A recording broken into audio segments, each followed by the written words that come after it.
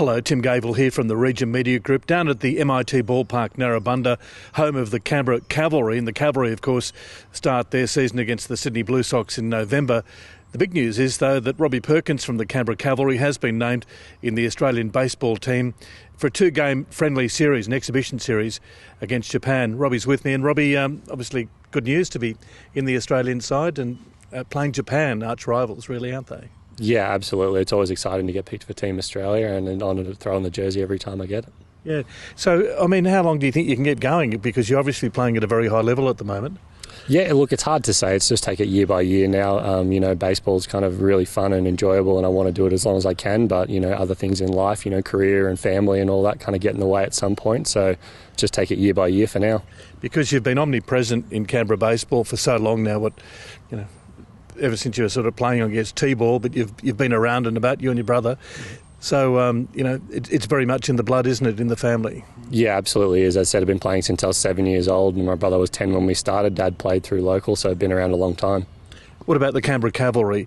Obviously back to normal with a four-game weekend coming up against the Blue Sox to start the season in November, but it's almost back to normal, isn't it? Yeah, absolutely. It's going to be a fully normal season. There's no restrictions on travel. We're just preparing for, that November 10 start, and, we're ready to go. And what about the Cavalry? Obviously a few new faces? Yeah, there'll be a few new faces, obviously new imports coming in, a couple of new Australians that we've been able to sign, but the roster's shaping up really, really well, and we think we can give it a real crack for the Claxton Shield. Yeah, just tell us about the young players coming through too, because you have been involved, developing some of those young players. What can we expect there?